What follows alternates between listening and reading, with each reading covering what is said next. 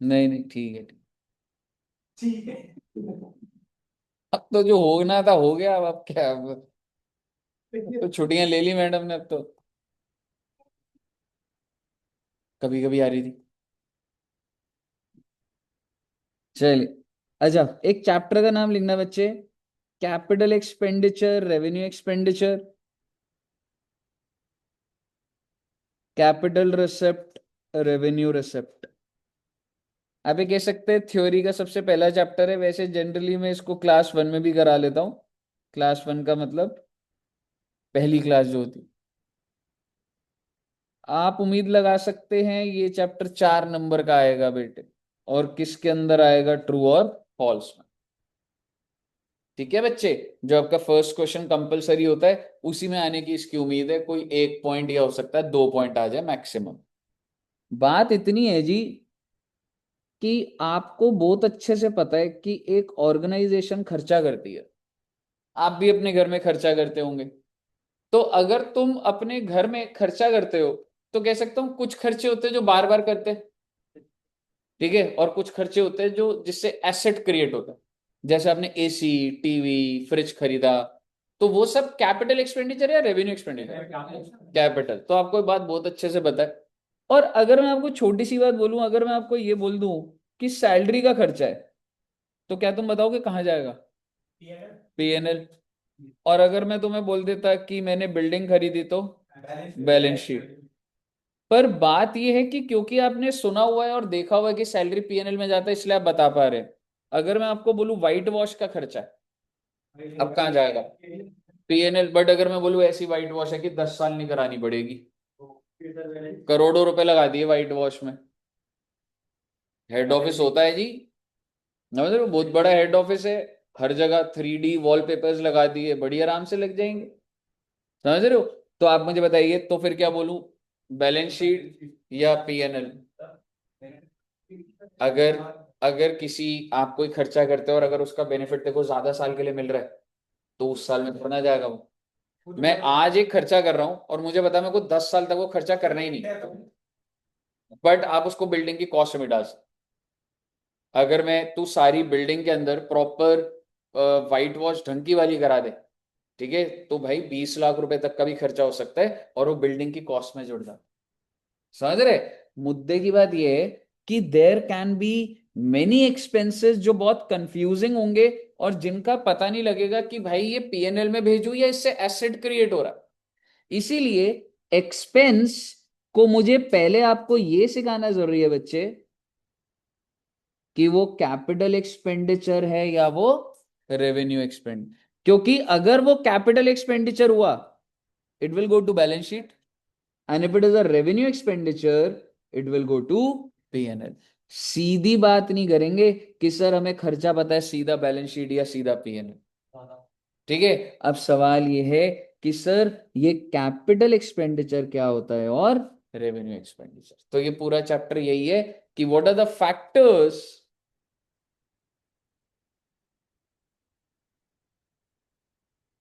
that determine whether the expense is capital expenditure or revenue expenditure। जैसे कि अगर मैं छोटी सी चीज बोलूं, इसको चाहे आप लिखना नहीं बच्चे। मान लो सैलरी है। अब मैं ये नहीं बोल रहा कि सैलरी को सीधा पीएनएल में, नहीं, मैं बोलूंगा salary is a revenue expenditure, and since it is a revenue expenditure it will go to pn। Similarly अगर मैं बोलता प्लांट एंड मशीनरी खरीदी मैंने, तो मैं ये नहीं बोलूंगा कि प्लांट में सीधा balance sheet. Plant and machinery is a capital expenditure and if it is a capital expenditure it will go to balance sheet. तो सारी मुद्दे की बात यह है कि सर जी ये कैपिटल एक्सपेंडिचर क्या होता है और ये रेवेन्यू एक्सपेंडिचर। ठीक है बच्चे। और जिसके अंदर सबसे पहला पॉइंट आप मुझे बताइए। मान लीजिए एडू जंक्शन ने एक लैपटॉप परचेस करा। क्यों परचेस करा? कि जो भी बच्चा सीए फाउंडेशन के अंदर हाईएस्ट मार्क्स लाएगा उसको लैपटॉप गिफ्ट कर दिया जाएगा। दैट माइट मोटिवेट मोहित। ठीक है, तो परचेज ऑफ लैपटॉप, ओहो, बाय एड्यू जंक्शन। क्यों सर? बेटे जिसके भी 300 प्लस आ गए उसको लैपटॉप दिया जाएगा। आप मुझे बताइए, it is a capital expenditure और रेवेन्यू एक्सपेंडिचर? नहीं। हाँ, अगर मैं हर साल भी दूं तो भी आपका आंसर नहीं बदलता वैसे टेक्निकली। हम्म। ठीक है, मैं थोड़ा सा एग्जांपल लिख लिया आपने? ठीक है, अगर लिख लिया तो भी सही है। Answer is capital expenditure. एक बार सुनते जाइएगा बात को। Purchase of laptop by Samsung, क्या मैं कह सकता हूँ सैमसंग के लैपटॉप होते हैं, बहुत लैपटॉप खरीदता होगा, बहुत लैपटॉप बेचता होगा। कैपिटल और रेवेन्यू? रेवेन्यू। क्या आप मुझे बता सकते हैं कि हमारे लिए कैपिटल क्यों और इसके लिए रेवेन्यू क्यों? Exactly. So knowing the nature of the business is the first thing. आपको सबसे पहले धंधा समझना पड़ेगा जो ऑर्गेनाइजेशन परचेज कर रही है। हम लैपटॉप में डील नहीं करते जी। तो अगर मैं वो चीज में डील ही नहीं कर रहा तो मेरे लिए वो क्या हो जाएगा? Capital expenditure. लेकिन जो कंपनी उसका ट्रेडर है, उसके मैन्युफैक्चरर हैं, वो खरीद रहे हैं तो उसके लिए तो रेवेन्यू होगा ना बच्चे। बताइए, क्लियर है? तो ये आपका क्या हो गया बच्चे? तो सबसे पहला पॉइंट क्या हो गया आपका? नेचर ऑफ बिजनेस, जिससे हमें पता लग जाता है कि ये खर्चा कैपिटल है कि रेवेन्यू। दूसरा बच्चे, आपने एसी परचेज करा 30,000 का। ये नेक्स्ट एग्जाम्पल है अब, ठीक है। जनरली हम एसी परचेज करते हैं, क्या आप बता सकते हैं कैपिटल और रेवेन्यू? Capital expenditure. सर जी इसके बाद इसके ऊपर ट्रांसपोर्ट का खर्चा होता है 1,000 का, क्योंकि ऐसा तो नहीं है ना दुकान में कहीं एसी पड़ा है, यहां तक तो लाना ही पड़ेगा। ठीक है, तो ट्रांसपोर्ट का खर्चा कैपिटल या रेवेन्यू? Answer is capital. क्योंकि जब तक क्योंकि जब तक एसेट तैयार नहीं हो जाता तब तक सारा खर्चा कैपिटल एक्सपेंडिचर हो जाता है, उस एसेट की कॉस्ट में जुड़ जाता है। मान लीजिए इसी एसी की बात कर रहा था, मैंने 30,000 का खरीदा और जहां से खरीदा वहां से यहाँ लाने में 1,000 रुपए। अब एसी चल जाएगा या इंस्टॉल कराना पड़ेगा? इंस्टॉलेशन का खर्चा 1,000 रुपए। कैपिटल या रेवेन्यू? कैपिटल। ठीक है जी। तो क्या आप मुझे बता सकते हैं कि ये सारा कैपिटल इसलिए है क्योंकि जैसे अब आपने इंस्टॉल कर लिया अब रेडी टू यूज हो गया, because now the AC is ready to use. इसी तरीके से बिल्डिंग भी बनती है बच्चे। बिल्डिंग के अंदर सीमेंट, सरिया, लेबर, आर्किटेक्ट, सुपरवाइजर सैलरी, कितने लोगों को पैसा देना पड़ता है बिल्डिंग बनाने के लिए। तो वो सारी की सारी कॉस्ट, मान लो लेबर को 50 लाख देने हैं, तो वो ट्रेडिंग में जाएगा या बिल्डिंग की कॉस्ट में? Exactly, because till the time building is not ready for use वो बिल्डिंग की कॉस्ट में जाता है। मुद्दे की बात ये हुए, एंट्री क्या डाल दोगे आप? AC to bank 33,000 and 33,000। Clear है बच्चे? और इसकी एक लाइन लिख लेंगे, any expense incurred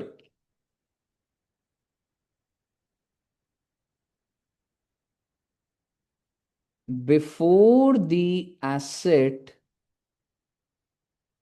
is ready for use is capital expenditure।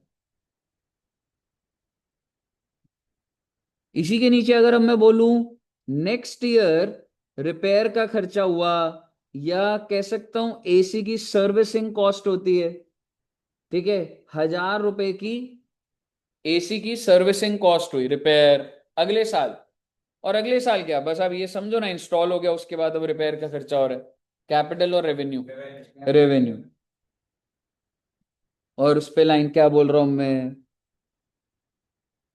Any expense incurred after the asset is ready for use is revenue expenditure. कहिए साहब जी, क्लियर है? थर्ड पॉइंट, देखो बेटे ऐसा हो सकता है जैसे दिल्ली के हालात चल रहे हैं, आप दिल्ली में रहना चाहते हैं या दिल्ली से बाहर कहीं पहाड़ों पे रहना चाहते? पहाड़ों पे रहना चाहते? हाँ जी, रहना ही नहीं चाहते? यहीं रहना चाहते हो? क्या हो गया बेटे आपका? एयर प्यूरिफायर का बिजनेस है क्या आपका? हाँ, कोई कह रहा है सर को प्यार से। मोहित बेचारा कुछ भी नहीं कहता, उसको फंसा देता है, कुछ भी नहीं कहता वो। नहीं नहीं, बताओ। 700 पार रखा है सर। हाँ, और दिल्ली की चीफ मिनिस्टर तो महान ही है वैसे। गलत ही, हाँ। अरे वो प्रॉब्लम पता है क्या, तंदूर क्यों बंद करें? क्योंकि वो जो आम आदमी पार्टी ने जो स्ट्रेटेजी ली ना, वो कभी भी फॉलो नहीं करेंगे। ठीक है, चाहे वो इफेक्टिव हो, पर क्योंकि अगर उन्होंने फॉलो करी, लोग कहेंगे आप तो पहले कहते थे वो खुद कर रहे हो। तो नया ही तरीका कोई तंदूर बैन का लगा दिया, कुछ परसेंटेज होगा, पोल्यूटेंट्स कम होते होंगे, पर वो कभी भी वो फॉलो नहीं करेंगे जो पुरानी गवर्नमेंट करती है। सबने पार किया, उन्होंने ऑडिट एमसीडी का पता है, एमसीडी का बजट बहुत ज्यादा होता है, फिर भी ये लोग यूटिलाइज नहीं कर पाते। हाँ यार, मतलब पैसे भाई, पर इंटेंट नहीं है भाई, मतलब वो चीज है। ठीक है। अच्छा एक बात बताओ, अगर सपोज करो, हाँ ठीक है, अब एक बात बताओ, अगर आप जैसे आपने जैसे ऐसा लोग होते होंगे जो दिल्ली छोड़ के जा रहे होंगे। अभी तो अभी काफी आ रहा था कि डॉक्टर्स भी कह रहे हैं दिल्ली को छोड़ दो। कई लोग हैं, जैसे मान लो कोई जॉब करता है, उसके पेरेंट्स यहाँ रहते हैं, वो क्या कोशिश करेगा, बोले भाई मेरे साथ ही चल लो, भाई क्या कर रहे हो दिल्ली के अंदर। ठीक है, तो आपने सोचा बच्चे की सर पहाड़ों पे घर ले लेते हैं, और मान लीजिए प्रीति जी, आपने डिसाइड करा कि आप इधर एक हाउस परचेस कर रही हैं, वेरी गुड, आप सीए बन चुकी हैं, और बहुत सारा पैसा आपने इकट्ठा कर लिया, फाउंडेशन क्लियर हो चुका है। खैर सर, दूर का मत बताओ, फाउंडेशन क्लियर बोल दो बस सर, आगे का हैंडल कर लेंगे। ठीक है, फाउंडेशन आपका क्लियर हो गया। नहीं, आगे का भी हो जाएगा। ठीक है, मेहनत पे लगे रहोगे तो हो जाएगा यार, है जरूर। तो बेसिकली आपने इधर घर ले लिया है, और घर कितने रुपए का है बेटे? 5 करोड़ रुपए का। Oh my God.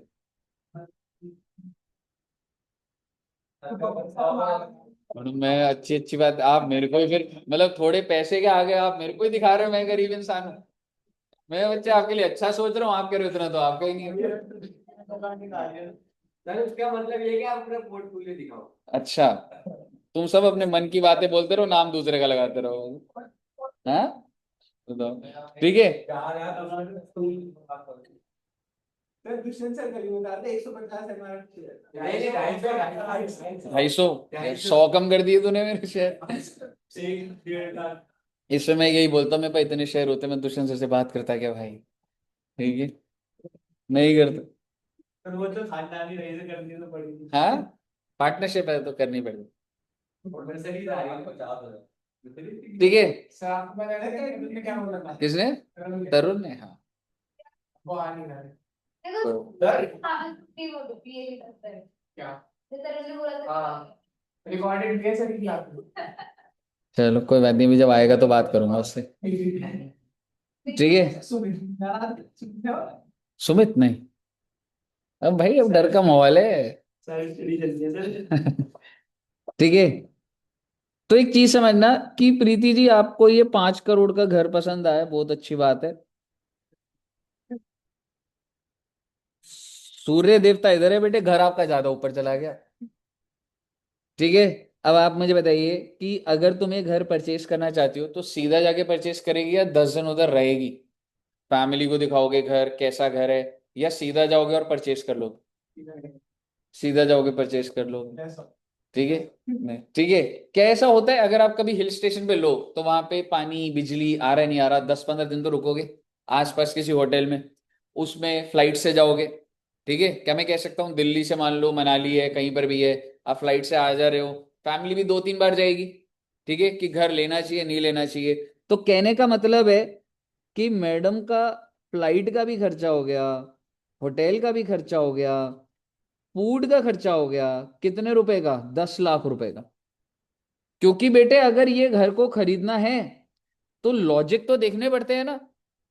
और आप मुझे बताइए कि, और अब एक चीज हुई, तो मैंने प्रीति जी को बोला कि प्रीति जी, आप 5 करोड़ का घर खरीद रहे हो, बहुत अच्छी बात है, आपके पास पैसे हैं, मेरा तो घर इतने का है भी नहीं, आप तो खरीद रहे हो।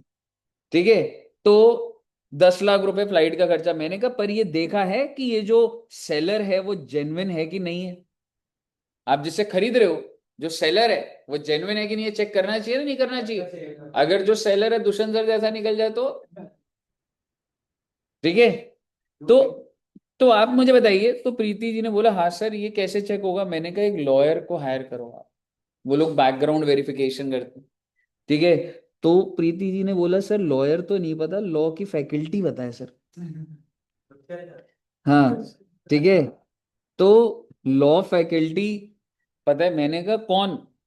कह रहे सर वही दुष्यंत सर से बात कर लेते हैं। मैंने कहा ठीक है बेटे कर लो, कोई बात नहीं। तो आप मुझे बताइए क्या दुष्यंत सर बैकग्राउंड वेरिफिकेशन करके दे सकते? जनरली मान लीजिए उनका वो काम है, ठीक है। तो मैडम ने बोला कि सर मेरे को घर खरीदना है, 5 करोड़ का घर खरीदना है।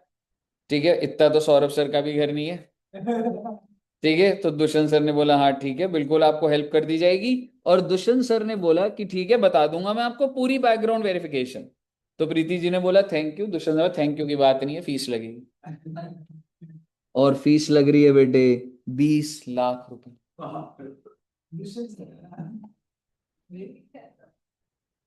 5 करोड़ में दिक्कत नहीं आ रही थी तुम्हें? दुष्यंत सर का कुछ आ जाए तुम कह रही हो मैं घर ही नहीं लूंगी अब। वैसे अच्छा गुड, ऐसे ही करना चाहिए। हाँ ठीक है, तो आप समझिए कि प्रीति जी ने क्या क्या पे करा। कह सकता हूं बिल्डिंग के लिए 5 करोड़। ठीक है, उसके बाद होटल का खर्चा कितना बच्चे? 10 लाख रुपए। और दुष्यंत सर को 20 लाख देने चाहिए। अगर आप सब बच्चे हो तो 20 लाख देने चाहिए या कम देने चाहिए? जानकारी है किस बात की? हाँ, जानकार है, पर फिर भी कितना कितना, चलो कितना है? अगर मैं बोलूं भाई 5 करोड़ का मैटर है, 500 रुपए में 500 दिहाड़ी में भी काट लिए तूने, 300 में भी टीडीएस काट लियो दो दिन का। ठीक है, पर कोई बात नहीं बेटा, एग्जाम्पल है, दे देते खुश हो जाएंगे। ठीक है, हम नहीं वो कमीशन होती है, ये लॉयर का अलग होता है। और वो क्या रूल है वो ऐसे तो कोई भी वो नहीं है। मुद्दे की बात ये हो है, आप मुझे बताइए। हाँ जी, नहीं लॉयर कितनी लेते हैं वो नहीं पता। कमीशन पता है मुझे, कमीशन 1% होता है। आप प्रॉपर्टी खरीदते हो 1% बोथ साइड्स होता है। रेंटल पे भी जाते हो तो वो भी 1% टाइप्स होता है, 1% ही होता है। ठीक है, मुद्दे की बात ये है जी, प्रीति जी ने घर खरीद लिया, बहुत अच्छी बात है बेटे। कैपिटल की रेवेन्यू, होटल फ्लाइट का खर्चा, कैपिटल की revenue, capital because it is in relation to acquisition. Dushyant sir को 20 लाख देने पड़ता, कैपिटल एक्सपेंडिचर। कहने का मतलब ये है जब आप एक एसेट खरीदते हैं तो उससे रिलेटेड जो भी खर्चा एक्विजिशन से रिलेटेड होता है वो भी क्या हो जाता है? Capital expenditure. ध्यान से सुनिएगा अभी बात को। अब क्या हुआ बेटे, प्रीति जी यहाँ पे शिफ्ट हो गई लेकिन कोर्ट का ऑर्डर आ गया। ऑर्डर की जगह बोल देता हूँ नोटिस, ओ माय गॉड। और कोर्ट के नोटिस में ये लिखा था कि प्रीति जी को नोटिस आया और उन्होंने बोला कि ये घर तो आपका है ही नहीं। प्रीति जी ने पेपर दिखाया मेरे पास, कह रहे पर वो जिन्होंने बेचा है आपको उनके पास तो फ्रॉड पेपर थे, ऐसे पेपर जेन्युइन है। ठीक है, ठीक है, तो प्रीति जी के पास ऑर्डर आया। अब आप मुझे बताइए प्रीति जी किसको सबसे पहले? दुष्यंत सर को एकदम बेटे। अच्छे अच्छे रीजन की वजह से याद करो या बुरे रीजन की वजह से? हाँ ठीक है, तो प्रीति जी दुष्यंत सर को फोन करती है कि अरे आपने तो बैकग्राउंड वेरिफिकेशन करा था, आपने तो बोला था कि जो सेलर है वो जेन्युइन है, और ये लोग तो कह रहे हैं कि वो बंदा तो सेलर ही नहीं था। सेलर तो ऑस्ट्रेलिया में बैठे, अब आया उसे पता लग रहा है उसकी प्रॉपर्टी बिक गई कोई और आके। क्यों नहीं हो सकता? बिल्कुल हो सकता है बेटे। ठीक है, तो दुष्यंत सर ने बोला अरे नहीं नहीं ये तो कंफ्यूजन चलती रहती है, तुम टेंशन मत लो, मैं जाके कोर्ट में बात कर लूंगा, मेरी जान पहचान है। ठीक है, प्रीति ने बोला थैंक यू सर आपसे बात करके अच्छा लगा। दुष्यंत सर ने बोला थैंक यू की कोई बात नहीं, फीस लगेगी। 1 रुपया भी नहीं दोगी अब? वो तो तुम पहले भी नहीं देने वाली। लेकिन आप मुझे बताइए मैडम, अगर आपने नहीं दिया ना, दूसरे बोलेंगे ठीक है मैं क्या करूँ फिर, और उसके बाद आप किसी और लॉयर के पास जाओगी। प्रॉपर्टी की टेंशन नहीं है इसको। सर नहीं पढ़ाया था कि अगर कोई इंसान अपनी ड्यूटी से ज्यादा उसकी मतलब पैसे मांगे तो void होता है। वो जॉब होने वाली थी। मतलब ठीक है, मतलब मान लो ना कि दुष्यंत सर मतलब बहुत ही सही क्वालिटी दे रहे हैं तो 20 लाख रुपए होगा। हाँ ठीक है, संत इंसान है, ठीक है, पहुंचो इंसान है। हाँ ठीक है। अब आप मुझे बताइए तो, एक बात बताऊं, अगर आप ऐसे फंस जाओ, आपको उस लॉयर के पास जाना पड़ेगा, क्योंकि दूसरा तो कह देगा उनकी गलती। चाहते हुए ना चाहते हुए आपको ये करना ही पड़ेगा। ठीक है सर, आप 10 लाख लो और ये प्रॉपर्टी का मैटर सॉल्व कराओ। सर 5 करोड़ की बात है बेटे। आप मुझे बताइए, ये जो 10 लाख प्रीति जी ने दिए, कैपिटल एक्सपेंडिचर या revenue expenditure? Revenue expenditure, because this is in relation to maintaining the asset. Sir पर ये तो ये एक्विजिशन रिलेटेड नहीं है। दिस इज टू मेंटेन, जो आपने खरीदा हुआ था उसके ऊपर कोई अगर खर्चा हो रहा है, to maintain, to hold that asset, ठीक है, तो वो क्या हो जाता है? Revenue expenditure. ध्यान से सुनिएगा, लाइन में ही समझ आ जाएगा। Any expense incurred to maintain the asset is revenue expenditure। और भैया बात ऐसी है, ये एग्जांपल इसलिए लिए क्योंकि मॉड्यूल में भी आएगा, और मेंटेनेंस के खर्चे बहुत होते हैं। एसी की सर्विसिंग कराना मेंटेनेंस है। आपका फोन में कुछ दिक्कत आ जाए, आप उसको दिखा रहे हो, 500 रुपए 1000 रुपए लग रहे हैं, मेंटेन ही तो कर रहे हो। ऐसे मेंटेन करने, जो भी आप एसेट को मेंटेन कर रहे हैं, तो वो क्या हो जाता है? Revenue expense. ठीक है, क्लीनिंग चल रही है घर की, आप मेंटेन ही तो कर रहे हो उसको। ऐसा होता है ना, अर्बन क्लब से आपने बुलाया दिवाली पे, आज के टाइम पे क्या होता है कि आप अर्बन क्लब से बुला सकते हैं, 8-10 लोग आते हैं और पूरे घर को क्लीन कर देते हैं। ठीक है, तो आप क्या कर रहे हो? ये इंप्रूव कर रहे हो कि मेंटेन कर रहे हो? मेंटेन। अब इसी बात पे मैंने नया वर्ड यूज कर लिया जानबूझ के, इंप्रूवमेंट। इंप्रूवमेंट होती है बेटे कि आपने उसकी नए से भी बेहतर बना दिया उसे। ये कैसे हो सकता है सर? एक बात बताओ, एसी की कूलिंग कैसे मेजर होती है? टन्स के बेसिस पे होती है। 1 टन का एसी, 2 टन का एसी। और अगर आपको बाइक का आइडिया है तो उसकी कैसे होती है? सीसी से। क्या होता है सीसी? क्या होता है? क्यूबिक कैपेसिटी, इंजन का पावर होती है। तो मेरा आपसे सवाल प्रीति जी से पूछ लेता हूँ, एक्टिवा कितने सीसी की होती है बेटे? 110। हाँ, नहीं पता? सर 110, हाँ, 110 गियर। 125 और में ब्रेक? प्रीति जी एक्टिवा चलाती हो? साइकिल? साइकिल आती है? साइकिल में कितने गियर होते हैं?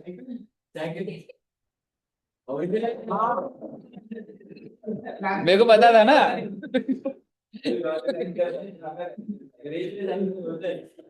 हाँ, नॉर्मल वाली चल। ब्रेक थी उसमें या वहां भी पैर से रोक लेती थी? हाँ, और क्लच? साइकिल में 2 क्लच। रेस नहीं थी साइकिल में? अच्छा, साइकिल को अगर तेज दौड़ाना है तो कैसे, रेस नहीं होती थी? कैसे फिर तेज कैसे जाती थी साइकिल? चलो, आता है, थोड़ा सा तो आता है। अच्छा। हाँ, इधर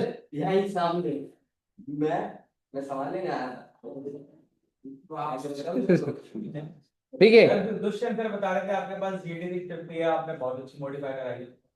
650 नहीं कराई मॉडिफाई, पहले 350 थी, वो कराई थी। जीटी नहीं है। नहीं, पहले मेरे पास क्लासिक थी 350, उसको मैंने मॉडिफाई कराया था, बहुत अच्छा। हाँ, मतलब उसका मतलब सारा, क्योंकि 6-7 साल ऐसी रखी हुई थी, तो पूरा कलर, पूरा पेंट और वो करा के अलॉय सारे। हाँ यार, 15 साल होने वाले थे। और फिर ना 650 सुपर मीटियोर, फिर मैंने 650 ली। Super meteor. सर वो कहते हैं कि कॉन्टिनेंटल जीटी लिया है तो जीटी बता रहे हैं। हाँ। जीटी नहीं। और वो भी दुष्यंत सर से पूछेगा गियर कितने होते हैं, उनको नहीं पता। बाइक, वो बाइक में उनको बोलता बैठ, उल्टा बैठ गए थे उस तरफ। ठीक है, ऑटोमेटिक वाली। हाँ, दुष्यंत सर ने हमेशा कार ही चलाई है, वो रिच कैटेगरी से। हम लोग तो भाई साइकिल तब भी कार से ही जाते हैं। अच्छा, वो पंप देके होता है वो जिसमें। पर वैसे बताओ, अब रॉयल एनफील्ड की वो फील ना खत्म कर दी इन्होंने। जो वाइब्रेट होती थी पहले, जो होता था वो अलग चीज होती थी। वो भाई अलग मजा आता है उसको चलाने में। हाँ बहुत, हाँ हाँ। हाँ अरे वो 18 मॉडल बुलेट का दूसरी कम से कम 100 फुट मारनी पड़ी तब हाँ। ठंड में। नहीं वो तो है, पर पहले के ऊपर होता है, मेरे पास भी एक में स्टार्ट हो जाती है। 2019। हाँ 19 है ना। 19 तो ठीक। अच्छा तेरा एक बात थी लेकिन नहीं ना तेरी कौन सी है तेरी? मेरा क्लासिक। क्लासिक नहीं है मेरी, सबसे बढ़िया मॉडल सर 22 है। किक वाली ही है। सबसे बढ़िया कौन सी? सबसे बढ़िया तो साइकिल होती है। 22 मॉडल। कौन सा model? Bike model? 2022 model? 22 2022 model? पता नहीं यार। 650 की आ गई तो। हाँ हाँ, तो सुपर मीटियोर वही तो है। जीटी भी 650, शॉर्ट क्लासिक 650 आ गई। शॉटगन भी आई है सर, शॉट तो और बड़े लगे। शॉर्ट गन पर ठीक ठीक लगी मतलब मुझे। पर हाँ मतलब वो जो जीटी और वो है ना, वो तो और थोड़ी यंग जनरेशन और उनके लिए है। वो कैफे रेसर है वो। हाँ, वो मैं पहले वही सोच रहा था। हाँ, पर जब मैंने उसका, नहीं यार वो हाथ पे ही सारा बर्डन आता है यार। दोनों पे ही था यार वो बहुत। जीटी में तो 50 ऐसे जाता है इंटरसेप्टर तो ठीक है। नहीं, पर फिर मेरे को ना सुपर मीटियोर पता नहीं था। मैं ट्रायल लेने जब गया था तो इंटरसेप्टर जीटी लेने गया था। फिर ये मेरे को लगा भाई ये तो बहुत ही बल्कि, ये तो अलग ही रोड प्रेजेंस है। तो वो दोनों साथ में जब खड़ी होती है ना, वो बहुत बड़ी लगती है सुपर मीटियोर। बहुत हैवी है वो चीज है। चलिए। मैं पापा को बोला था कि जीटी दिला दो, पापा ने मेटियोर दिला फिर भी भाई ऐसा अगर बोलो तो वैसे तो पिटाई होती है घर में। तेरा मीटियोर है। मीटियोर पर तेरी हाइट जितनी है, देखो मीटियोर में मजा नहीं आता। मीटियोर थोड़ी नीचे है ना। हाँ पढ़ रहे हो। पता गेम पता नहीं है इसीलिए। नहीं नहीं, ठीक है। अच्छा, मैं ये बोलना चाह रहा था, देखो अगर आपकी बाइक खराब हुई और आप उसको ठीक करा रहे हो तो कैपिटल या रेवेन्यू? रेवेन्यू। लेकिन अगर आप उधर गए और उसने बोला कि भाई एक काम करो, 350 सीसी का इंजन निकाल के 650 का सीसी का इंजन लगा लो, तो कैपिटल। कैपिटल क्यों? क्योंकि उससे आपकी परफॉर्मेंस इंप्रूव हो रही है। ऐसी अगर ये 2 टन का एसी है और यहाँ पे गर्मी में अगर और गर्मी लग रही है, मैंने इसी एसी इतने ही रहने दिए, 2 टन का कंप्रेसर निकाल के 4 टन लगा दिया, उसका 30,000 का खर्चा आ गया। तो आप मुझे बताइए, क्या वो मेंटेन करे या इंप्रूव करे? So that's capital expenditure. ले दे के बात ये है कि भाई अगर मेंटेन करते हो तो the asset is revenue expenditure, और अगर आप इंप्रूव करते हैं परफॉर्मेंस को तो वो क्या हो जाता है बच्चे? कैपिटल। ये वर्ड आपको देखना पड़ेगा। अब जैसे पेपर में आ जाता है एफिशिएंसी इंप्रूव हो रही है, सो दैट्स आल्सो इंप्रूवमेंट हो रही है। मैं अपनी मशीनरी के अंदर कोई सेटअप लगा रहा हूं जिससे उसकी प्रोडक्शन यूनिट बढ़ जाएंगे, सो दैट्स इंप्रूवमेंट। उतना ही चल रहा है, सर्विसिंग चल रही है, वो मेंटेन हुआ। लेकिन अगर आप इंप्रूव कर रहे हैं, एफिशिएंसी इंप्रूव कर रहे हैं परफॉर्मेंस को, तो क्या हो जाएगा बच्चे? Capital expenditure. क्लियर है जी? चलिए कूल। अब अगला पॉइंट देखते हैं। बस 2 पॉइंट रह गए, फिर हम ट्रू फॉल्स देखेंगे और एक चैप्टर और कराऊंगा, फिर उसके बाद आपकी एक क्लास और 1.5 घंटे की चलेगी। आज 4 बजे फ्री हो जाओगे ना? नहीं यार। थ्योरी ही चलेगी, या तो आज रात को बुला लूंगा या अभी 4 बजे।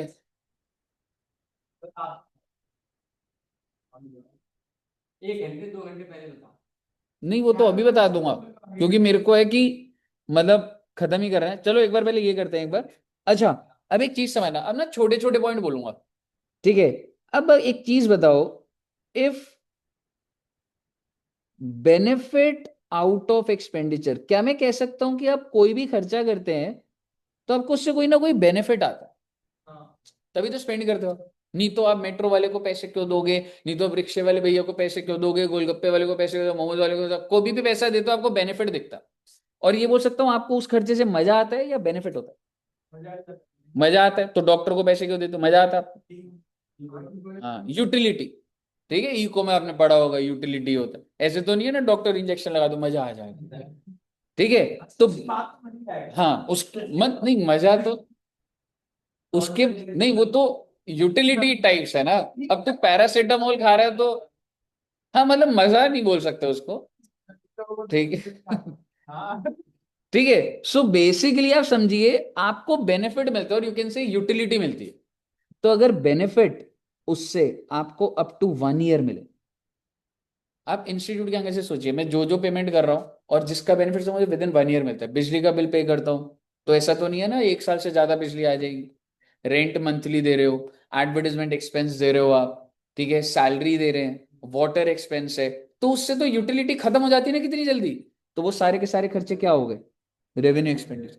लेकिन क्या आप मुझे बता सकते हैं इंस्टीट्यूट ने क्या खर्चा करा जिससे बेनिफिट यूटिलिटी 1 साल से ज्यादा हो? हाँ कोई ऐसा खर्चा? फर्नीचर, एसी, टीवी लगा हुआ है, लैपटॉप, ठीक है, प्रोजेक्टर, ये सारे से बेनिफिट हमें 1 साल से ज्यादा मिल रहा है, सो इसलिए इसको मैं क्या बोलता हूं, कैपिटल एक्सपेंडिचर। ठीक है बच्चे। Similarly next point, frequency of expense, ये भी सिमिलर टाइप है। अगर आपका जो खर्चा है that is monthly, quarterly, annually, semi annually भी हो सकता है, तो वो क्या होता है बच्चे, रेवेन्यू। यू पे इंश्योरेंस एवरी ईयरली, तो इसलिए तो आप इंश्योरेंस को पीएनएल में दिखाते हो, रेवेन्यू एक्सपेंडिचर है वो। ठीक है, सैलरी दे रहे हो तो वो इस लॉजिक से भी जा सकता है। और अगर आप किसी चीज की payment, you do payment once in 3 to 4 years, तो क्या हो जाता है बच्चे, कैपिटल एक्सपेंस। अगर अमाउंट ऑफ एक्सपेंस बहुत बड़ा है, ह्यूज, कैपिटल। और अगर लेसर अमाउंट है तो छोटे छोटे पॉइंट है ना बेटे। अब इसके बाद लास्ट पॉइंट रह गया और फिर आपका लॉजिक तो क्लियर है, फिर हमने ट्रू फॉल्स देखने होंगे। अगर आप बोलोगे तो एक और वो करा के ट्रू फॉल्स पहले देख लेना, या पहले डेटा बोल दूं, क्योंकि ट्रू फॉल्स मैंने कराने तो है, पता नहीं देखते हैं, अभी है टाइम वैसे तो। हम्म, ठीक है, यहां तक क्लियर है। अब आप समझिएगा, लास्ट पॉइंट है। एक बात बताइए, सपोज करो आप में से कोई बच्चा जो बिजनेस करना चाहता है, मोहित जी, किस चीज का?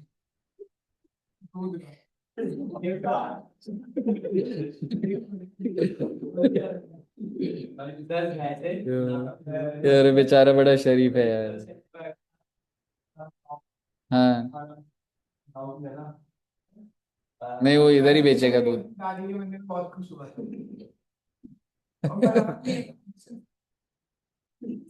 वो भी बताओ सर। हम भी थे, हम भी लोग। क्यों खुश क्यों हुआ था? क्या अच्छा हाँ, लेता हिस्सा मिल गया। प्रॉपर्टी शॉर्ट हो गई थी ये कह रहा था। ठीक है, बट मान लो मोहित जी का बहुत बड़ा बिजनेस है। एक होता है मदर डेयरी,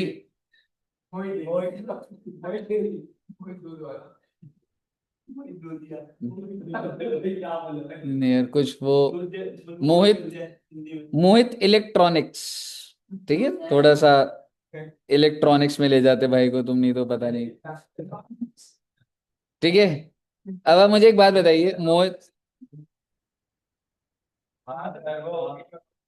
एक मैंने सुना 70 रुपए की। नहीं वो ना क्या होता है, देख दुष्यंत सर ना, दुष्यंत सर को जरा सी कोई ऐसे कोई भी बात पता लग जाए ना, उसको वो बहुत बढ़ा देते हैं, एकदम एकदम नॉर्मल सा है। हाँ बहुत। 150 मंगा दे सर। ऐसे न्यूज रिपोर्ट करते हैं, जैसे न्यूज रिपोर्टर नहीं करते, बड़ा हाँ सर तो एकदम बढ़ाते हैं एकदम। ठीक है, ऐसा कुछ नहीं है वो, एक होता है प्राइड ऑफ काउ होता है, बैंगलोर से आता है। तो वो क्या होता है, एक बॉटल होती है 1 लीटर होती होगी शायद से, 100 रुपए की आती है, पर वो हैवी मिल्क, वो क्या होता है आपको उसको उबालना नहीं है। ठीक है, पैस्चराइज और बेटर होता था, और मेरे को कोई शौक नहीं है, घर में मैडम मंगाती थी। तो वो बढ़िया ये रहता था कि उसमें कोल्ड कॉफी सही बन जाती है उसी टाइम ही, कुछ भी नहीं करना। ठीक है, तो ये, और 2 बार मंगाया था, सिर्फ 2 बार। गलती ये हो गई कि दुष्यंत सर को बता दिया। सर तो कहते अभी भी आता है। रूटीन बता देते सर ये तो हाँ ठीक है, वो नहीं कभी। चिल्ला और ये कितने साल पुरानी बात है पता है? 5-6 साल पुरानी। वही तो बताते 5 से 7 साल पहले सोगा आता था, आप तो बता देंगे। बताओ। ठीक है, पैकेज भी बताते हैं चिल्ला चिल्ला के। हाँ झूठ बोलते हैं भाई। वाली स्टोरी बताइए तो वो कुछ कहते हैं कि आपके घर के बाहर से आते तो कुछ आवाजें आती हैं, तो कुछ कहते हैं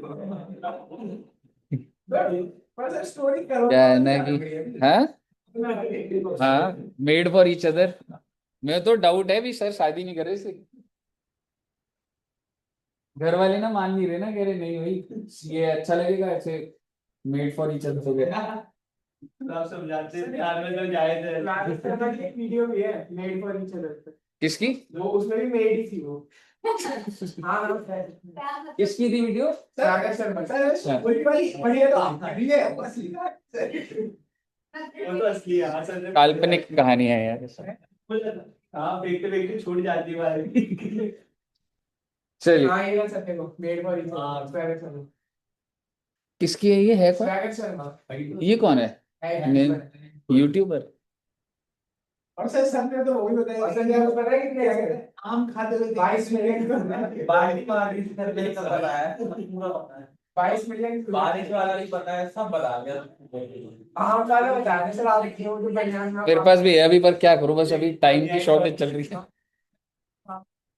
ऑनलाइन बताऊंगा जब ये एक बार तसल्ली से आएंगे ना। ठीक है, चलिए। अच्छा एक बार देखना, एक बार। अच्छा मुझे एक बात बताओ, सेल 100 करोड़ है, कॉस्ट कितनी है? 60 करोड़। प्रॉफिट कितना कमा रहे हैं Mohit ji? Oh my God. और भाई साहब बहुत बढ़िया बिजनेस चल रहा है, साल का कितने रुपए कमा रहे हैं? 40 करोड़ कमा रहे हैं। हाँ, इलेक्ट्रॉनिक के बिजनेस से कितने रुपए कमा रहे हैं बेटे? 40 करोड़। और मोहित जी का क्या हुआ, एक दिन ये ना ऐसे ही मिला, उधर था क्लब में था, तो मोहित जी क्लब में ड्रिंक कर रहे थे, और क्लब में जब ड्रिंक कर रहे थे तो वहां पे बेटे दुष्यंत सर थे। नहीं, वो सर्व कर रहे थे ना।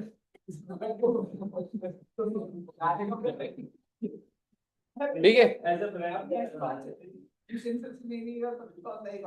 सर आपको पकड़ना पड़ेगा आप बड़े कहते संतान दुष्यंत सर हाँ भाई, जाती है सर मेरे पास तो फोटोज भी हैं, पर वो बस एक लेवल के बाद भेज नहीं सकते ना, ब्रो कोड होता है एक। निभाग उनकी ना, सर की ना जैसे आंटी वाली आदत है ना, अगर मैंने एक चीज करी ना तो वो ना रुकते नहीं है कभी। उनको कभी देख के तुम, आप में से कोई भी बच्चा अगर बोलेगा तो उस बच्चे को जरूर बोलेंगे। हाँ ठीक है, तो वो अगर मैंने करा ना वो फिर करेंगे, फिर मैं करूंगा, फिर वो करेंगे, वो करते जाते हैं ऐसे। फिर ना इसलिए मैं कहता हूँ भाई छोड़ो। हाँ ठीक है। अच्छा एक बात बताओ, नहीं बताइए। मेरी बहुत आदत है। ठीक है। अच्छा मुझे एक बात बताओ, तो मोहित जी ना 40 करोड़ कमाते हैं, तो दुष्यंत सर ने बोला भाई मेरे पास ना एक ऐसी ट्रिक है कि तेरा 40 करोड़ का प्रॉफिट मालूम है कितने का हो जाएगा? 70 करोड़ का। Oh my God. ठीक है, अब आप मुझे बताइए मोहित जी, आप जानना चाहेंगे कि ये 40 करोड़ से 70 करोड़ कैसे हो जाएगा? पहले बता, 40 करोड़ कमाया तूने जो 40 से 70 पे जा रहा है? ठीक है, तो मोहित जी ने बोला बिल्कुल सर बताओ। तो दुष्यंत सर ने बोला देख, तेरी मैं सेल नहीं बढ़ा सकता, लेकिन तेरी ना जो कॉस्ट है ना, जहां से तू प्रोक्योर कर रहा बहुत महंगा कर रहा। कह रहे ऐसे कैसे सर, मेरे को एक फोन 5,000 का मिलता है, ये वाला फोन है 5,000 का। तो दुष्यंत सर ने सामने कॉल करा कि इतने फोन चाहिए मुझे, 5 लाख फोन चाहिए, कितने रुपए का? तो सामने से मैं बोला 2,000 में दे देंगे। इसका मतलब आपकी जो प्रोक्योरमेंट टीम है वो बेस्ट जगह से अभी तक बेस्ट बायर ही नहीं ढूंढ पाई। ठीक है, तो दुष्यंत सर ने ऐसा करते करते एक दो चीजें बताई, और उन्होंने बोला कि अगर आप बताओगे तो मैं बाकी डिटेल बता दूंगा आपको। तो बेसिकली अगर मैं बोलूं, दुष्यंत सर क्या कहना चाह रहे थे कि भाई तेरी कॉस्ट कितनी कम कर दूंगा मैं, जो 60 देता था अब वो कितनी हो जाएगी? 30 करोड़। और मोहित जी आपको जो प्रॉफिट हो जाएगा वो कितने का हो जाएगा? 70 करोड़। तो अब मोहित जी ने बोला सर और बताओ ना कैसे कम हो सकता है। अब आप मुझे बताइए, क्या दुष्यंत सर बताएंगे या फीस लेंगे? और दुष्यंत सर ने फीस बोली 10 करोड़ रुपए। Oh my God. ये 60 करोड़ 10 करोड़ सही है भाई। 30 करोड़ की बर्बाद। हाँ, और वो भी ये 1 साल का है, वो तो वन टाइम ले रहे, तेरे को तो हर साल बेनिफिट मिलेगा। एक बार तेरे को बायर मिल गया, तेरे को एक प्रोसेस समझ आ गया कैसे कॉस्ट बचती है, तो हर साल होगा। तो आप मुझे बताइए, मोहित जी ने कितने रुपए पे करे बेटे तो दुष्यंत सर, ये जो 10 करोड़ है, कैपिटल एक्सपेंडिचर या revenue expenditure? Any expense that reduce your day to day operating expense, ठीक है, any expense that reduce your working expense is capital expenditure. तो आप ये आखिरी लाइन लिखेंगे और बात खत्म हो जाएगी इस पे। Any expense that reduce day to day expense is capital expenditure. Day to day expense बोल लो बच्चे, या इसको ऑपरेटिंग एक्सपेंस बोल लो, बात तो एक ही है जी, क्योंकि इससे बेनिफिट भी तो ज्यादा साल मिलेगा, ऐसे भी सोच सकते हो। ठीक है, मुझे बताइए यहां तक क्लियर है?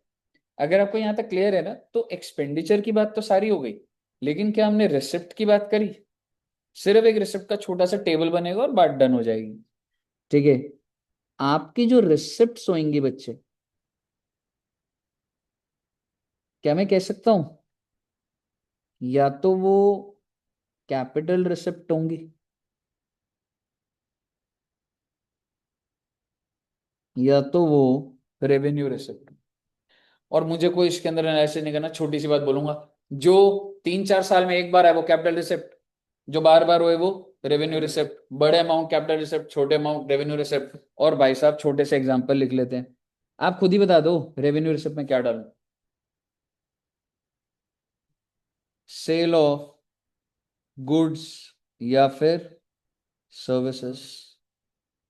फिर उसके बाद बच्चे अगर कोई इंटरेस्ट इनकम है, जो भी आपके ट्रेडिंग पीएनएल में आपने क्रेडिट साइड पे देखा है। रही बात कैपिटल रिसिप्ट, हाँ डिस्काउंट कह सकते हैं, बट एक्चुअल में वो नहीं है, अगर बाय चांस पेपर में आ जाए तो आप लिख सकते हो उसको, पर आएगा नहीं वो। Issue of equity share, preference shares, debentures, bonds, इसके थ्रू भी तो पैसा आता है। Exactly, bank loan, sale of fixed asset, ये सारे के सारे क्या हो गए बच्चे आपके कैपिटल रिसिप्ट। तो आपको पता ही है ये चीजें जो आती, कहिए ऑल क्लियर? अगर यहां तक क्लियर है सर जी, तो आपकी सारी की सारी बात कैपिटल एक्सपेंडिचर और रेवेन्यू एक्सपेंडिचर की डन है। नोट कर लो एक बार।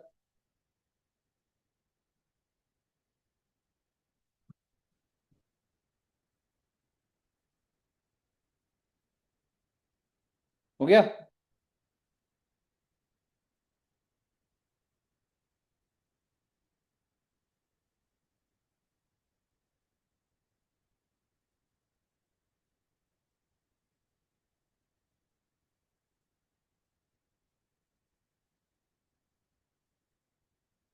चलिए, एक चैप्टर ये बहुत ही पेट है, एक बार मैं थोड़ा सा डेटा कराना ही चाहता हूं 15 मिनट का और। ठीक है, ये इंपॉर्टेंट भी है बच्चे, और ये क्या चीज है, contingent assets and contingent liabilities. ठीक है, contingent asset and contingent liability, इस पर मैं ये बोलना चाह रहा हूं कि पहले ये समझने से पहले हमें ये समझना पड़ेगा कि सर ये लाइबिलिटी क्या होता है। लाइबिलिटी पता है आपको क्या होता है? लाइबिलिटी वर्ड होता है, प्रोविजन होता है, ये तो आपने देखे भी हुए। उसके बाद पहुंचेंगे कंटिंजेंट पे। क्या लाइबिलिटी बुक्स ऑफ अकाउंट्स में दिखाया जाता है? रिकॉग्नाइज्ड का मतलब यही होता है, it is to be recognized का मतलब it is to be shown in books of accounts. क्या प्रोविजन दिखाया जाता है? यस दिखाया जाता है। बट ये बातों बातों में चल रहा है तो कंटिंजेंट लायबिलिटी नहीं दिखाया। क्यों नहीं दिखाया जाता?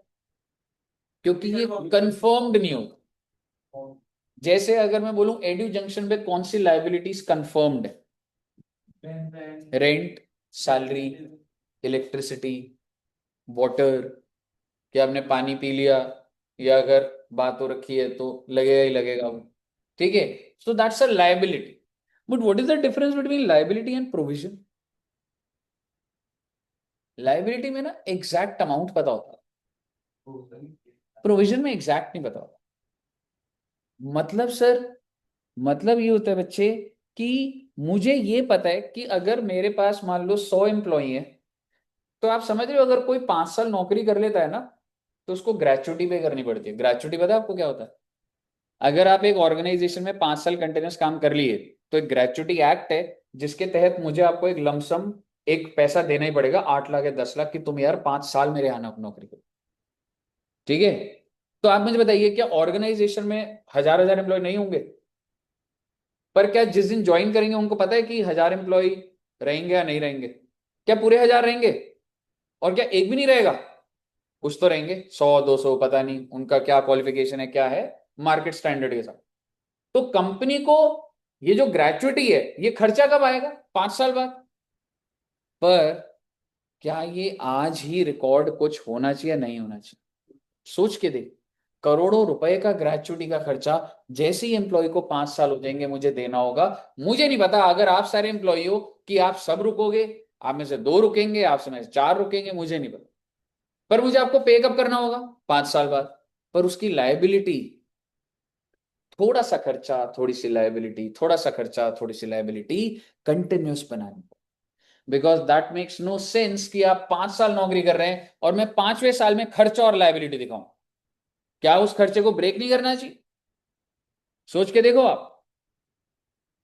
आप सबको सैलरी मिल रही है, बढ़िया बात है, लेकिन 5 साल बाद ग्रेचुइटी मिलेगी, तो वो खर्चा 5 साल बाद रिकॉर्ड करूं या आज ही थोड़ा सा खर्चा थोड़ी लायबिलिटी थोड़ा सा? पर क्या ये एग्जैक्ट होगा? नहीं, बिकॉज मुझे नहीं पता कि आप रुकोगे नहीं रुको। तो कहने का मतलब ये है, तो वो जो मैं लाइबिलिटी बना रहा हूँ, थोड़ा सा खर्चा और थोड़ी सी लाइबिलिटी, वो एस्टिमेटेड लाइबिलिटी तो है, इसलिए उसको क्या बोला जाता है बच्चे? Provision. It is made on estimated basis. And liability जो होता है, amount required to settle, exact amount होता है लाइबिलिटी में। प्रोविजन में एस्टिमेटेड। पहले आपको मतलब समझ आया दोनों का, लाइबिलिटी और प्रोविजन? ठीक है ना? अब समझिएगा। तो ये तो 2 पॉइंट हो गए, जैसे मैं इसको ऐसे बताऊंगा आपको, तो पॉइंट है। ऐसे छोटे से हैं पर अभी थोड़ा सा डिटेल जाएगा। एक होता है बच्चे ऑब्लिगेशन। ठीक है? ऑब्लिगेशन दो होते हैं, एक होता है प्रेजेंट ऑब्लिगेशन और एक होता है पॉसिबल ऑब्लिगेशन। सर ये ऐसे वर्ड क्यों बता रहे हो बेटे? डेफिनेशन के अंदर आएंगे आपको भी। प्रेजेंट और पॉसिबल, ठीक है, प्रेजेंट ऑब्लिगेशन और पॉसिबल। प्रेजेंट ऑब्लिगेशन पे क्या लिखा है मैंने? कंफर्म्ड। भाई साहब सैलरी देनी है, रेंट देना है, बिजली का बिल देना है, कंफर्म्ड है, कोई इसमें इफ एंड बट नहीं है इसमें। पॉसिबल क्या होता है? मे बी, कि मुझे हो सकता है देना हो सकता है ना देना। लाइबिलिटी क्या होती है?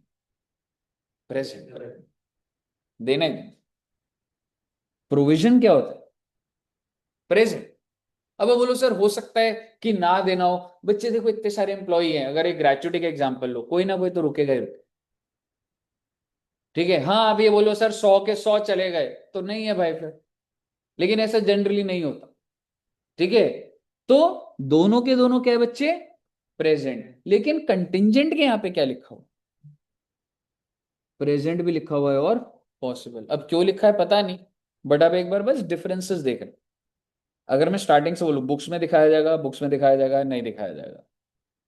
एग्जैक्ट पता होता है, एस्टिमेट होता है और एस्टिमेट होता है। प्रेजेंट प्रेजेंट प्रेजेंट भी हो सकता है और पॉसिबल भी हो सकता है। यहां तक क्लियर है? अब मैं आपके साथ कंटिंजेंट लायबिलिटी पे यहीं पे नोट्स बना दूंगा, पूरे नहीं है,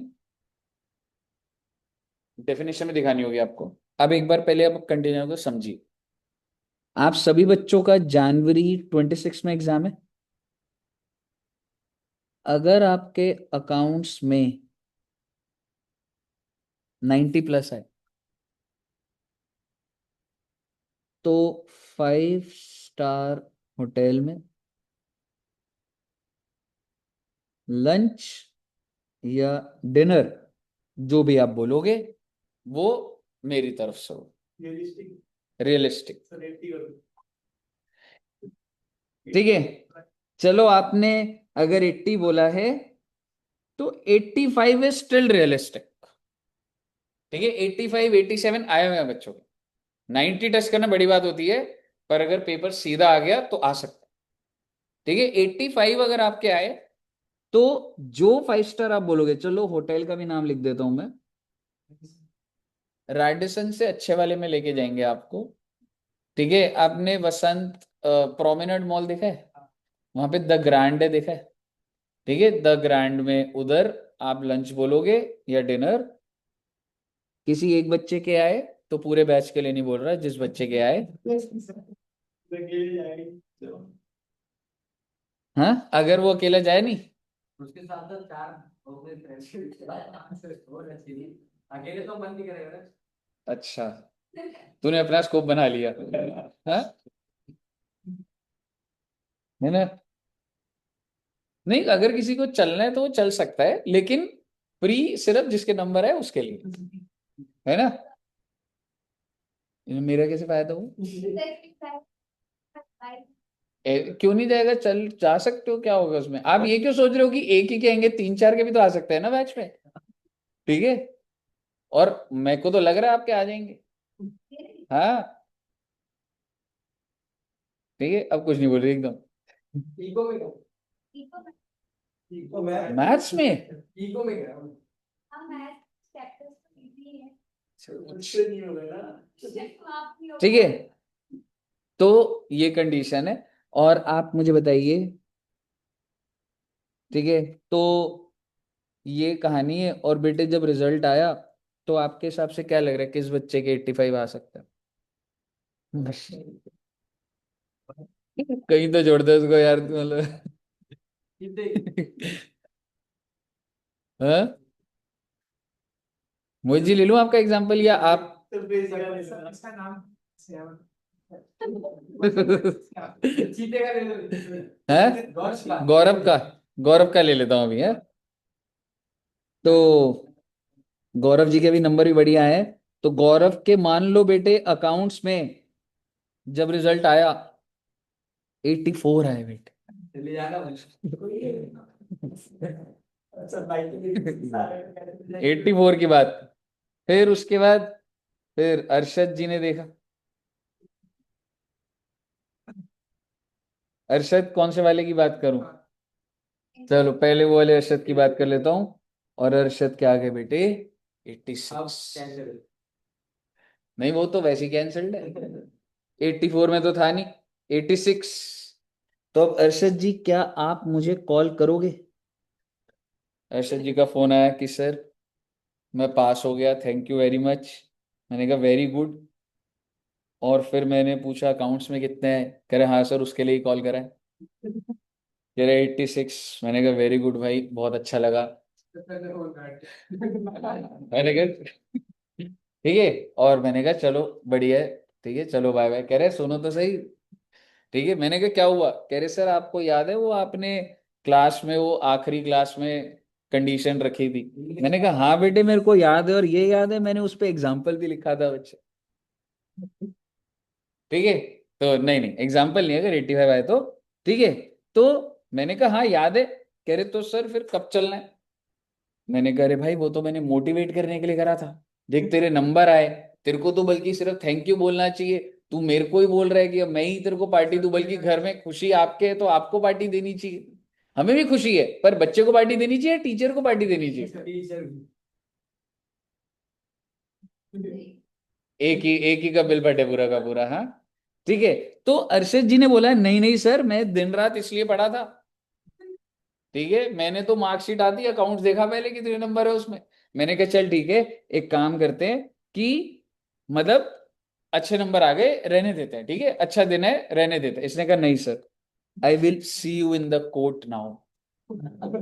ये तो सोशल एग्रीमेंट। हाँ हाँ सोशल एग्रीमेंट। हाँ, ठीक है। तो अरशद ने कोर्ट में बेटे केस कर दिया। आपके दोस्त हैं दुष्यंत सर, आपको दोस्त हाँ हाँ, उन्हीं पे ही हो रहा है अभी केस, रुक तो सही। ठीक है। तो अरशद ने केस कर दिया कोर्ट में कि सौरभ सर ने वादा करा था और अभी सर वो वादा पूरा नहीं कर रहे। और बेटे कोर्ट के अंदर अब नोटिस आ गया। किसको नोटिस आया बच्चे? मेरे ऊपर केस करेगा या edu junction? Madam Rohit edu junction पे जाने दो ना। हाँ, एक ही बात है ना। तो दुष्यंत सर पे करा बेटे। ठीक है। तो चलो कोई बात नहीं, मेरे ऊपर ही, क्योंकि मैंने रखा था। हम नहीं डरते बेटे कोर्ट केस से, कोई दिक्कत नहीं। मेरी सिस्टर कोर्ट में ही है। नहीं नहीं, ऐसी बात नहीं है। सर आप ये होने के बाद 5 स्टार होटल में लंच नहीं करा सकते लेकिन केस लड़ सकते हैं। मुद्दे की बात। ठीक है। नहीं नहीं यार, वो तो एग्जाम्पल बन रहा है, आपके नंबर आएंगे। ठीक है, तो एकदम कंफर्म्ड है। ठीक है, कंफर्म्ड है कि नहीं जाना है। प्रोफेसर 85 भी आएगा तो कार्यक्रम में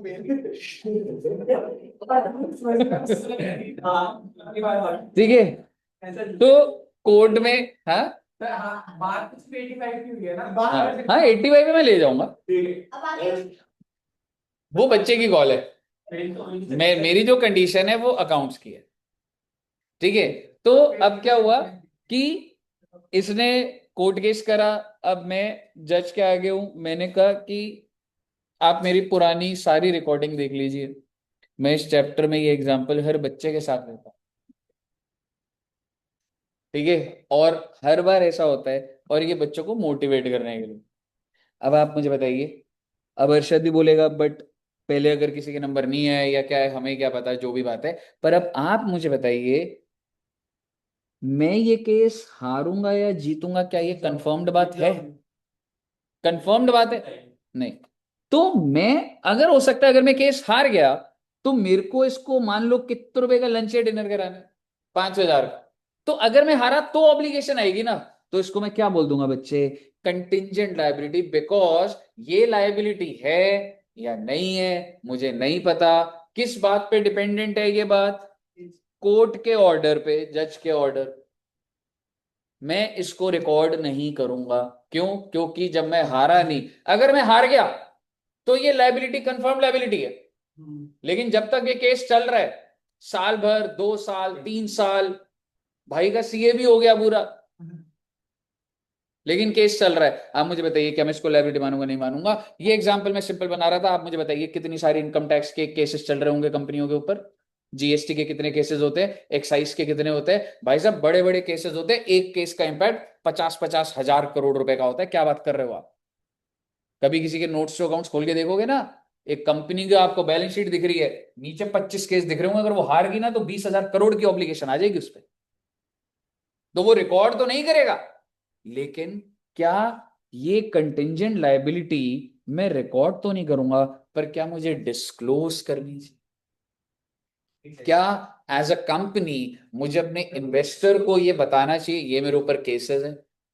अगर मैं हार गया, so this can be the possible outflow जो मेरे ऊपर आ जाए।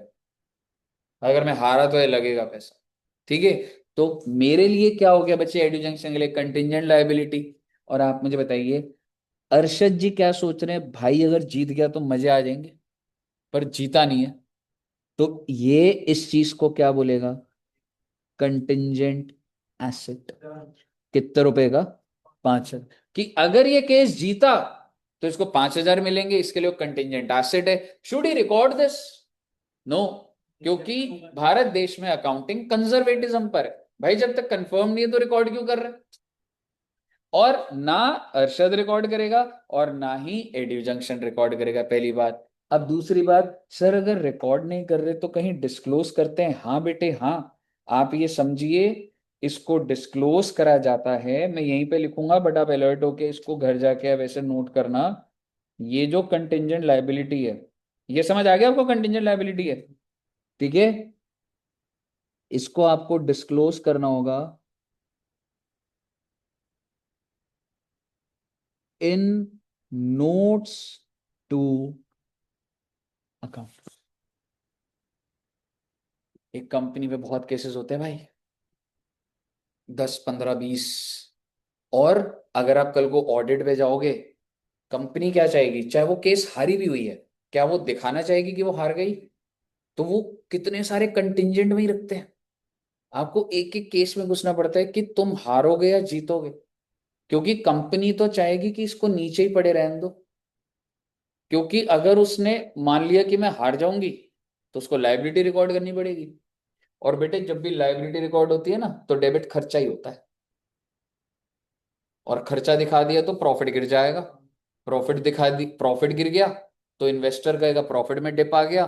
प्रॉफिट में डिप आ गया तो मार्केट में न्यूज आएगी प्रॉफिट में डिप आ गया, मेरा स्टॉक का प्राइस नीचे आ जाएगा। Company do not want to have impact on its profit, और ऑडिटर को ये देखना पड़ता है। समझ रहे हो? At the same time contingent asset को भी डिस्क्लोज करा जाएगा बच्चे। कहां पर?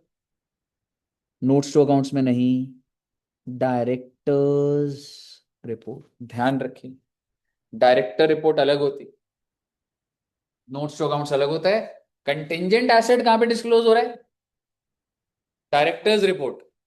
कंटिंजेंट एसेट डायरेक्टर्स रिपोर्ट, और contingent liability notes to accounts. क्या आपको यहां तक क्लियर है? अगर आपको यहां तक क्लियर है तो अब आपकी स्क्रीन पे डिफरेंसेस आएंगे, ये कि प्रेजेंट पॉसिबल क्या है, अब आप समझ पाओगे उस चीज को। ठीक है बच्चे, आइए। और वैसे ये वाला डेटा भी आपका हो गया है, पर हमें रीड जरूर करना है।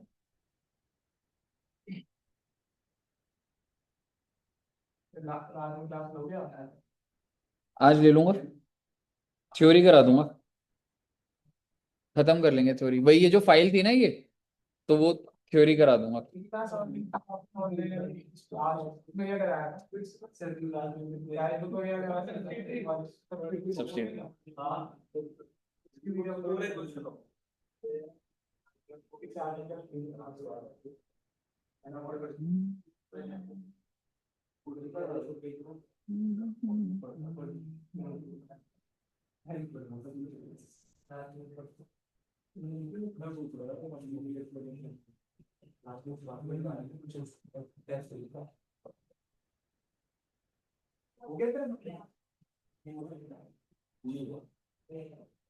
पूरी पूरी वाइज करने वाली अभी तो पढ़ता दो तीन दिन पहले अरे एक तो जान लेंगे भाई, गोरख नाम का है, उसको इनवाइट कब से वो तो इसलिए आके बस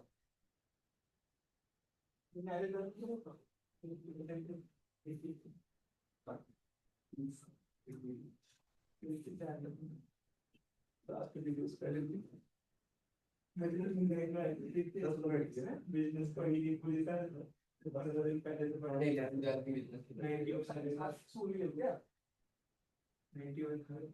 सबके एक स्कूल है क्लास एक ही शिफ्ट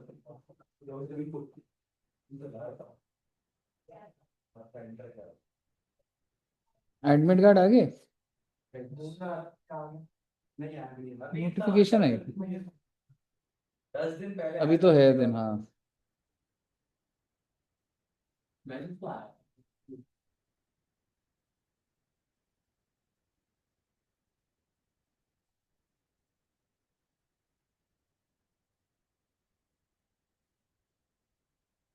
आइए बच्चों, अब ना डेफिनेशन को देखना जरूरी है। एक बार ना पहले कंटिंजेंट एसेट पढ़ते हैं, अब इसको ध्यान से देखना।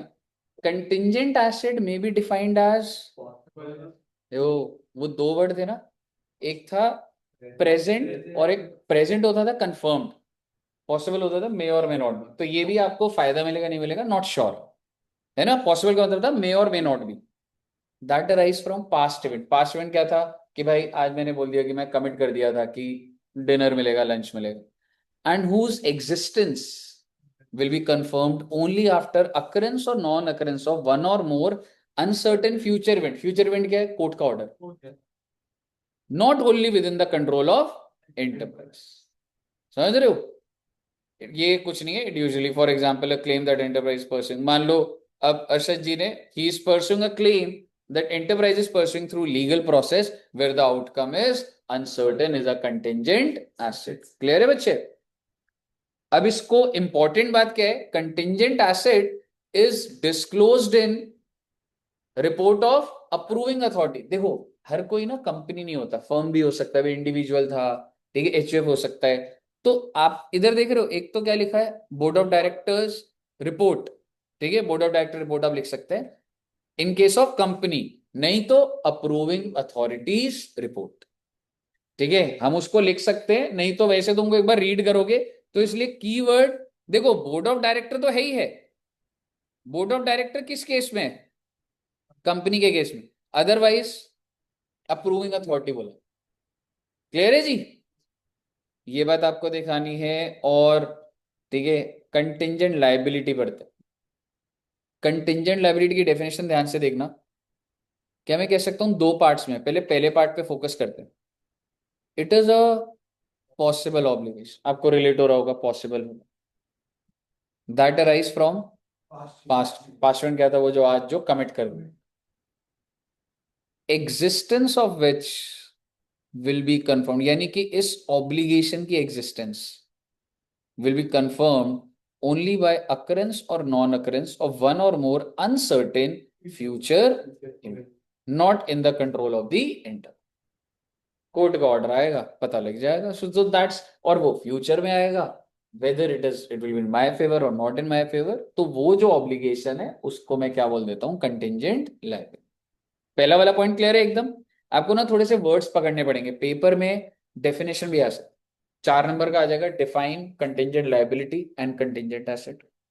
पेपर में आ जाएगा difference between contingent liability and contingent asset, difference between liability provision contingent liability, नीचे दिया है, ठीक है। तो आपको ये वर्ड लिखने होंगे कि पॉसिबल कब लिखा है, not in the control of enterprise, due to past events, ये आपको ऐसे याद ही करना, ठीक है बच्चे। अब नीचे वाला थोड़ा अजीब लगता है, डेफिनेशन चल रही है, पॉसिबल तो समझ आता है, दूसरा क्या लिख दिया, प्रेजेंट ऑब्लिगेशन। प्रेजेंट तो होता है कंफर्म्ड है, प्रेजेंट तो होता था कंफर्म्ड है, वो क्या बोल रहे हैं, that arise from past event but is not recognize. Sir confirmed को भी रिकॉर्ड नहीं करा, हाँ क्यों नहीं करा मैं आपको बताता हूं। It is not probable that outflow of resource will be, embodying economic benefit को आप एक बार छोड़ सकते हैं, that outflow of resource will be required to settle the. भाई मैंने कमेंट करा था लंच डिनर का, और मुझे ऐसा लग रहा है अगर मैं हार भी गया ना तो जज बोलेगा आप आगे से कमेंट मत करना, इस बार रहने दो, मतलब मेरा पैसा नहीं जाएगा। मेरे को पता है मैं हार गया हूं, हारने वाला हूं, कोर्ट ने बोल दिया है आप ऑलमोस्ट केस हार गए हैं, कोर्ट के अंदर बोल चुके, पर तो इसका मतलब ये तो प्रेजेंट ऑब्लिगेशन है। पर मैंने जज साहब से पूछा अगर मैं हारा तो क्या होगा, कह रहे हम आपको वार्निंग देके छोड़ देंगे, आगे से मत करो। तो क्या इसमें पैसे जा रहे हैं, तो इसलिए उसको अभी भी मैं क्या बोल दूंगा, कंटिंजेंट लायबिलिटी। दूसरी बात, और a reliable estimate of the amount can not be made. मुझे पता लग गया भाई मैं हारने वाला हूं, मैंने जज से पूछा कितने की ऑब्लिगेशन आएगी, कह रहे कुछ कह नहीं सकते। मैंने कहा फिर भी अंदाजा, कह रहे कुछ नहीं आएगी। और आपको सर आप खुद निकाल लो, इजी सा तो केस है बेटे, ये केस तो इजी लग रहा था 5,000 का, लेकिन ऐसे बहुत सारे इफ एंड बट्स लग सकते हैं, बहुत ही कॉम्प्लेक्स कोर्ट केसेस हो सकते हैं जिसे मुझे पता ही नहीं, मेरे को ही पता है मेरे को पैसा तो देना पड़े, तो आप समझिए मैं हार तो चुका ही हूं, मान के चलिए आप। पहले केस में क्या था, पैसा जाना ही नहीं, और दूसरे में पैसे का एस्टिमेट ही ना लग पा रहा हूं। अगर ऐसा है तो भी उसको कंटिंजेंट लायबिलिटी बोला जाता। क्लियर है बच्चे, ये आपको एग्जैक्ट याद करोगे तो बढ़िया रहेगा। मुझे बताइए कोई दिक्कत, ये सब रीडिंग मटेरियल है, ये भाई ये पढ़ लो एक बार, सिर्फ यहां तक पढ़ना है, इससे आगे वाली जो बात है वो बहुत गहरी है, इंटरमीडिएट में आती है। क्लियर है, नोट्स टू अकाउंट्स क्लियर है जी। ये पढ़ लो एक बार, समझ आ रहा है, know what is the difference between provision,